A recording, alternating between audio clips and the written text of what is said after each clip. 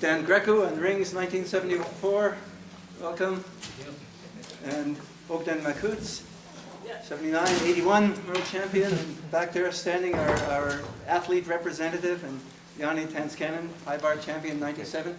So it's always nice to have world champions continue to participate for many years.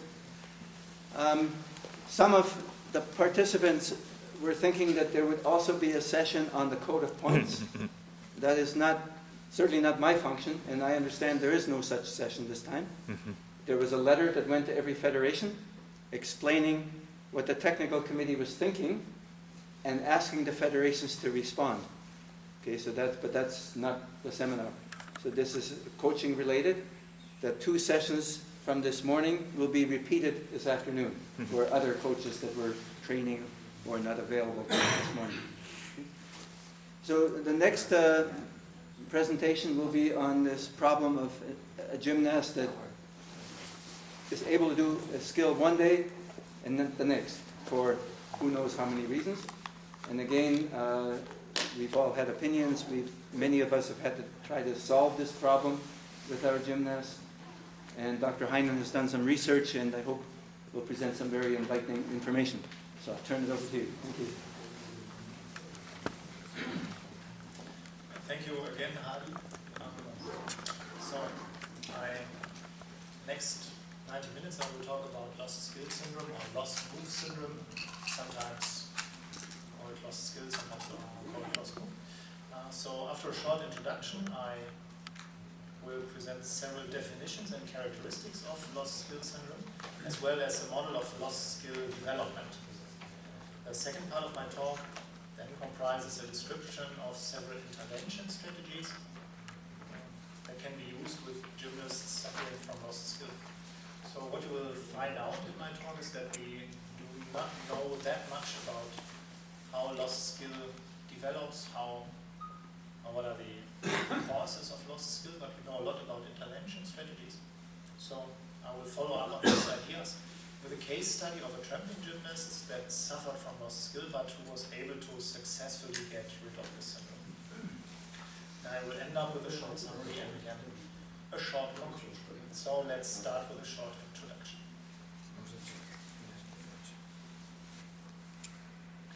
Lost move or lost skill syndrome occurs most often in acrobatic sports, such as artistic gymnastics or trampoline gymnastics. It also occurs in springboard diving, and interestingly, there is also one case described in javelin throw. Both terms are used in the literature, and so will do I. So please be not confused when I sometimes use the term lost skill syndrome or sometimes use lost move syndrome. Lost skill is more or less related to a chronic loss, whereas lost move is more often used when gymnasts suffer from an acute loss that recovers after a short period of time. However, it also depends on the reference which term. In literature, lost skill syndrome is also discussed in line with focal dystonia in musicians, or the so-called musician's cramp, and also the yips phenomenon in golf. When golfers going for putting, and they often have such shaky hand movements, and these phenomena may share similar causes. Here you see some examples of sudden appearance of lost skill. It often goes along with the loss of spatial orientation throughout the skill, sometimes resulting in a movement that was not intended, and often then resulting in some serious injury. As I said, it's not restricted to artistic gymnastics or trampoline gymnastics, also occurs in springboard diving.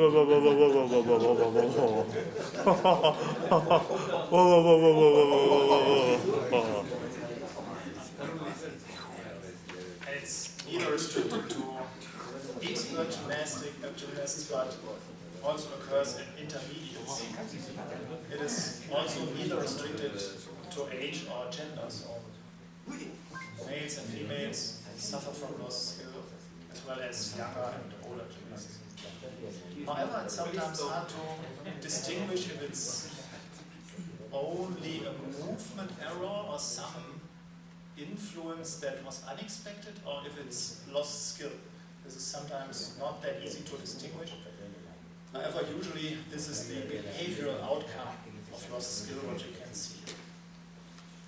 So let us now come to some definitions and characteristics of lost skill syndrome. Here you see several definitions by different authors. So the first definition is by Ten, who is a trampoline coach, and he offered various psychological explanations for the cause of lost skill syndrome or lost move syndrome, including increased stress, anxiety, a low self-esteem, or sometimes also a loss of motivation. So the definition is here that lost skill syndrome can be defined as a psychological condition, and this is important. Most authors think of it as a psychological condition. So not a neurophysiological condition, but a psychological condition that can be treated with psychological techniques.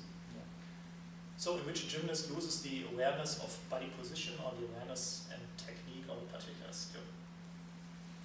Second definition is from Day and colleagues, and they did the most comprehensive study on lost skill up to now. But as you can see, it's almost a decade ago, and since then there is only sparse research on lost skill. Only one paper that came out this year comparing lost skill syndrome and yips in golf. And if you are more interested in that, I highly recommend to read the paper by Day and colleagues. So they define the lost move syndrome, as I said, sometimes lost skill, sometimes lost move.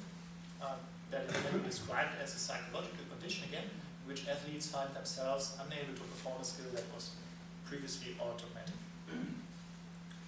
A final definition comes from Bennett and colleagues, and this is the study that I just mentioned on comparing lost skill and yips.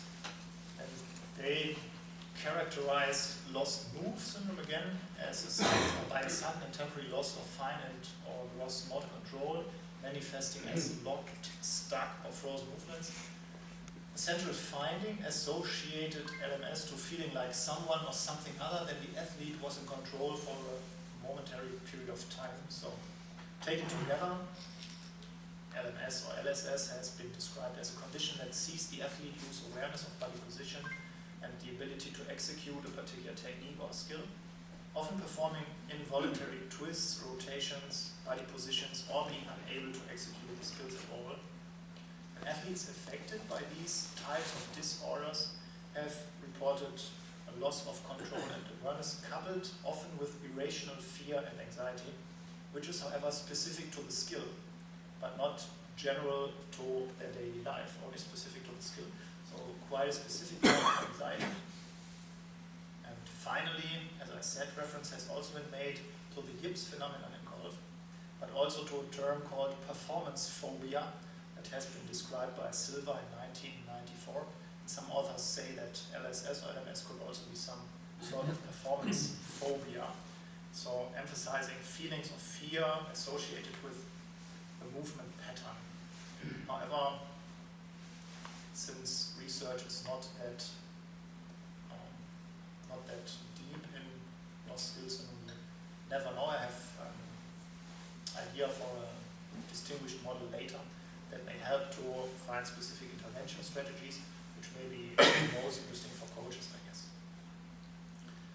10, the one with the first definition, also offered various explanations, but also several descriptions and that characterize lost skill syndrome, such as an inability to take off for at least one somersault when previously able. This is what you will find. Or an inability to perform a somersault with a certain degree of twists when previously been able. Or switching to a different move midway in air. So you want to perform a somersault with a half twist, but do a somersault with 1.5 twist instead. And also the inability to land a particular move when previously able.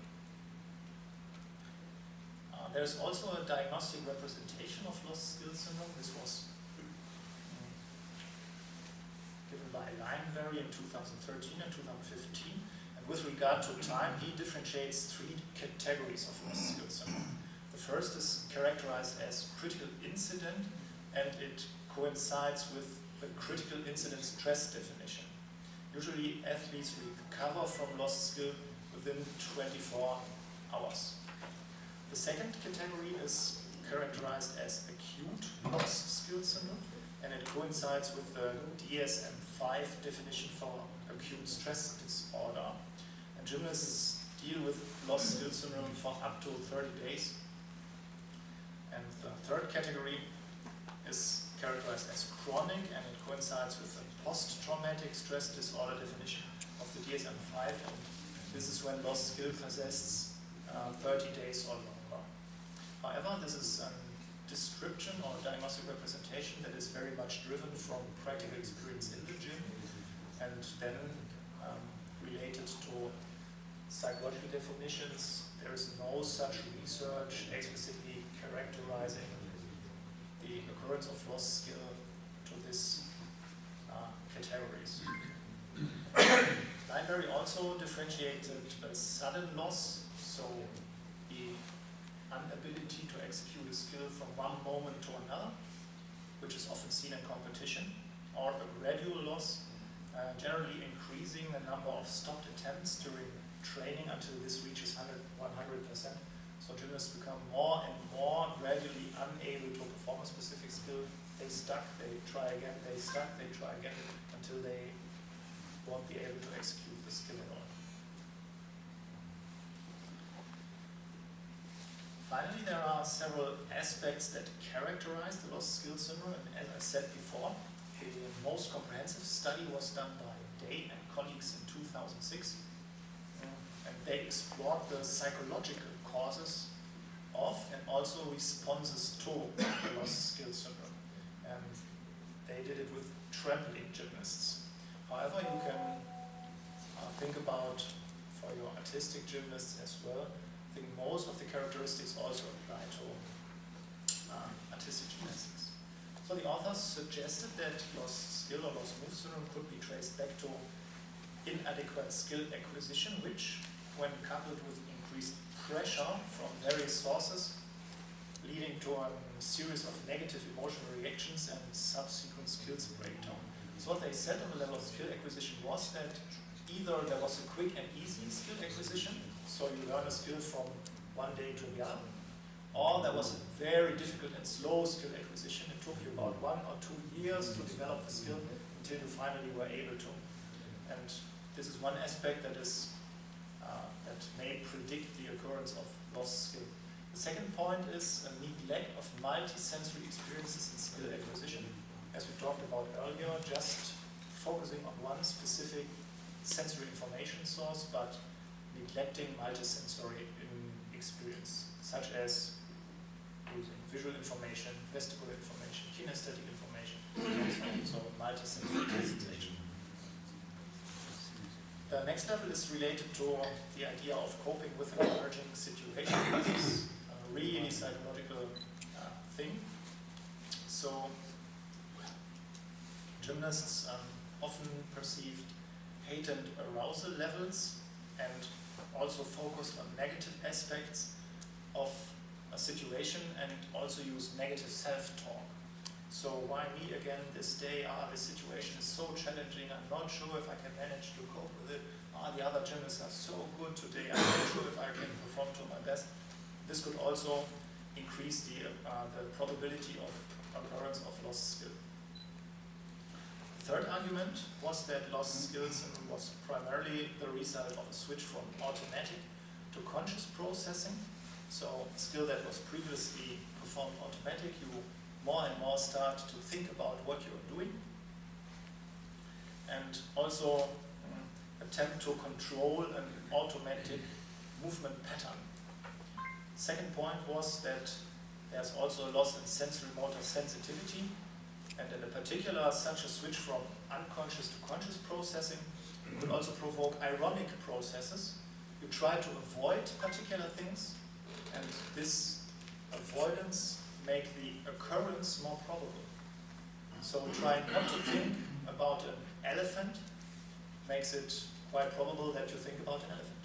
Trying not to run past the table makes it more likely to run past the table, and so on. So ironic processes, trying to avoid particular things, make them more probable. Interestingly, Day and colleagues also highlighted several emotional and cognitive factors caused by lost skill or lost move syndrome, especially crying or feelings of stupidity or factors related to depression or even worsening depression.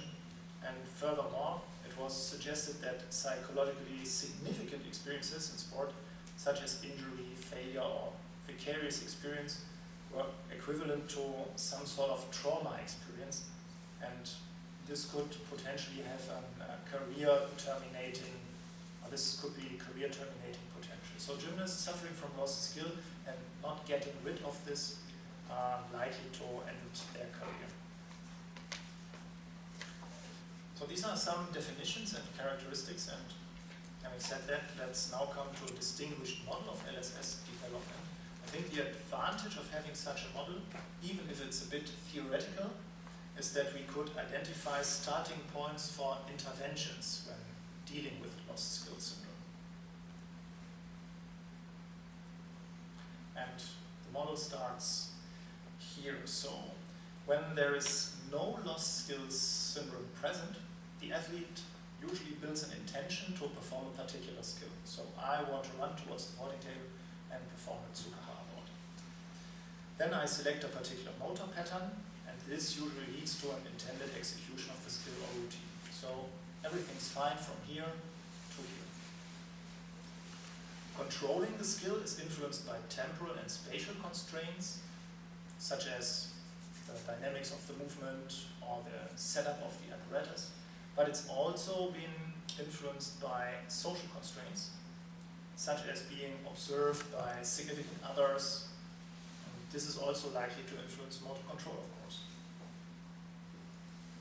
When LSS now occurs, there is usually a sudden breakdown in motor control. So it all starts here. Intention, everything is fine, but during motor control there's a breakdown. And this breakdown often results in some serious fall or even injury. This breakdown often coincides with a loss in visual spatial orienting, which in turn triggers unintended movements that overlay the current movement. As I said, you want to perform a somersault with half twist, but you do a somersault with 1.5 twist instead. This breakdown in motor control usually triggers an emotional and physiological response. So you get, of course, a strong arousal, which in turn goes along with the changed cognitive activity. This is very similar to the stress response as mentioned earlier. So most athletes find themselves in a maximum stress response.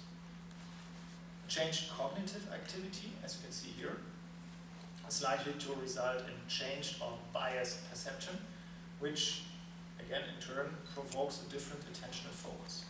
As I said in my talk before, it is very likely that your perception changes, your attention changes, you won't be able to perform the skill again because you haven't learned the skill with this changed perception. Totally different perception, and you have no idea what to do with it to perform a specific skill. This would be my position.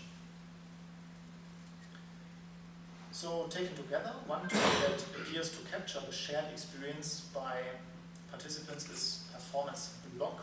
So it's like hitting a wall, you're stuck, everything goes into lock, you just freeze, you're not able to perform anymore. And these blocks are, as I said, characterized by a loss of motor control, cognitive control, anxiety, fear, and so on. And if you experience it several times, then this leads to a manifestation of lost skill syndrome. So you will never come from attention to motor control, but you go directly from intention to decrease or break down motor control. And this is manifestation of lost skill. Finally, it can have a quite wide impact or transfer, may generalize to other skills, but also lead to controlling other areas of life. And that's when lost skill syndrome becomes a career-terminating event. On the motor control side, quite a problem is that when lost skill persists for a longer period of time, that we have significant changes in a movement pattern if we regain the skill. So quite hard and quite long way to regain a specific movement pattern that you've done in the past when you now recover from lost skill. And this also stabilizes, could also go along with this response written here. Sometimes motor control works, sometimes not. Quite a huge problem.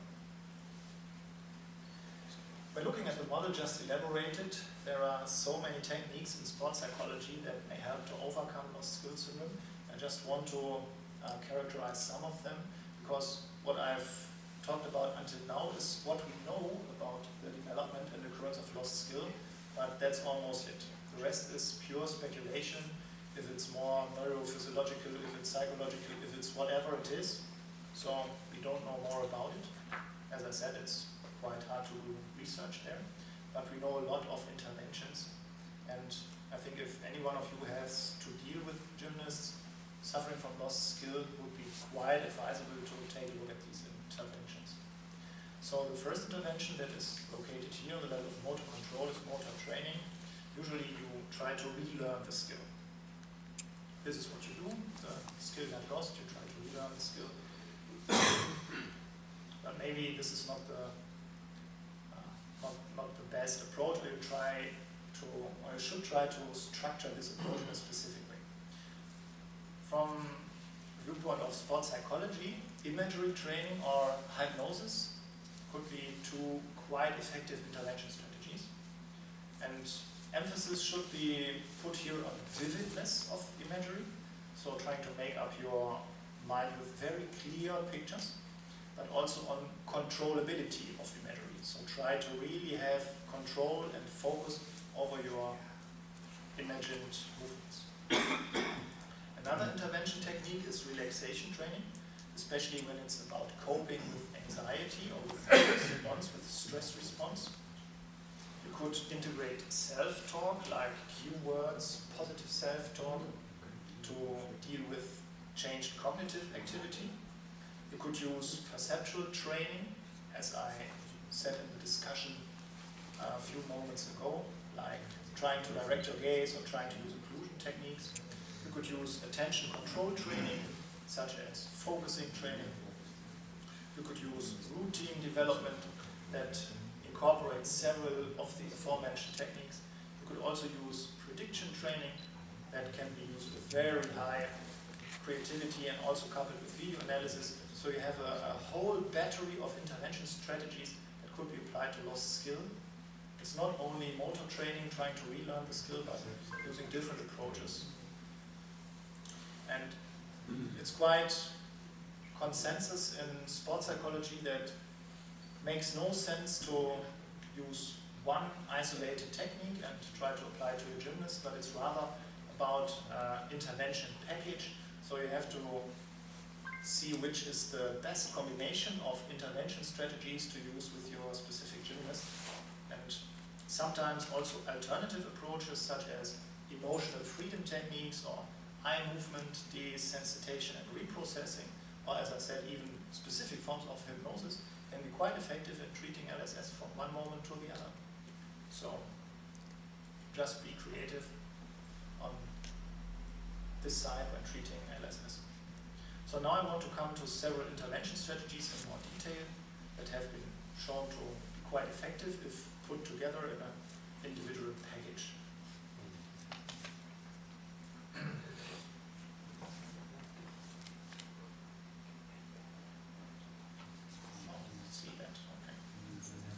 First technique is related to motor training. When a gymnast loses a skill, it could be necessary to go some steps back and relearn the skill. I think a lot of you have experienced that. And one quite effective strategy in motor skill acquisition and relearning was proposed by Gentile, and it comprises the 4 steps shown on the left side. So this is a super effective strategy when relearning a skill, but also when acquiring new skills. So you always should start with situations, this is meant by step 1, in which the gymnasts experience neither inter-trial variability nor body transport.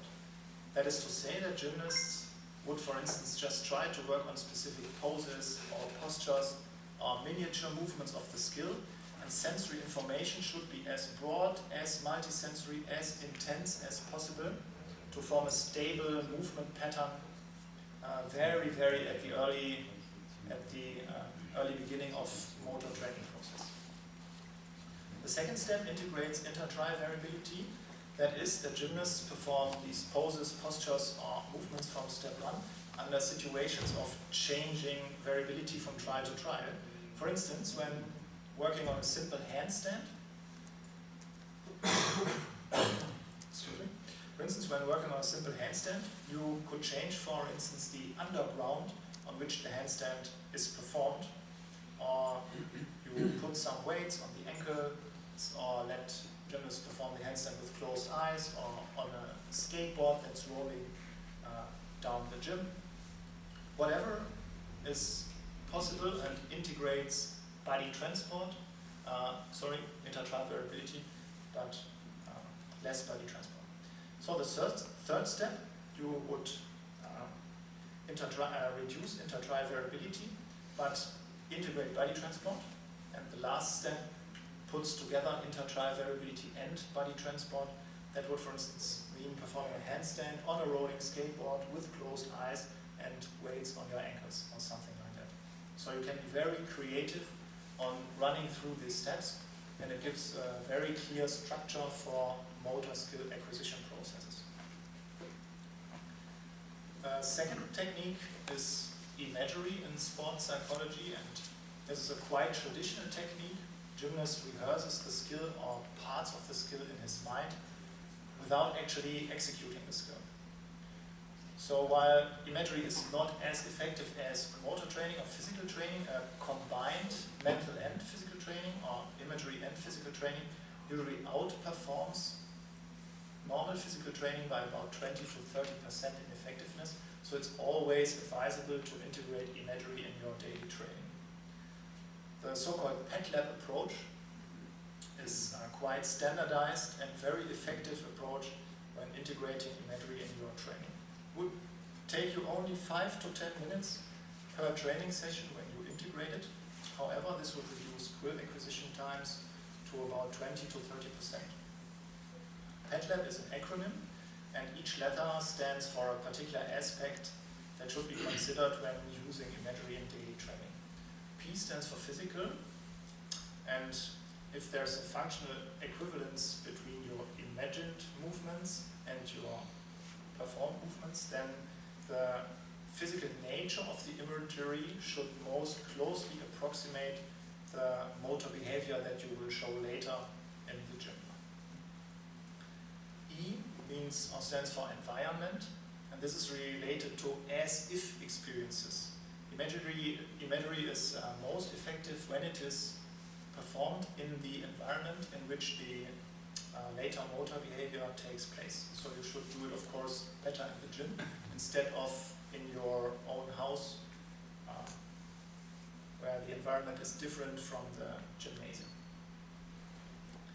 T stands for task, and of course is related to task demands that should be emphasized during your imagery. So imagery is different when you imagine vaulting movements as when you imagine high bar movements or movements on the floor. T stands for timing. That is to say that temporal characteristics should match from imagery to motor behavior. L stands for learning. So the content of the motor image must accommodate learning differences that occur from novice to expert or during skill acquisition. E stands for emotion. That goes along with task as a factor. So the emotion that you feel when you imagine a movement should most closely approximate the emotion that you anticipate when you perform this movement in the gym, either in practice or in competition. And the last letter P stands for perspective, so either an ego perspective or internal perspective or an external perspective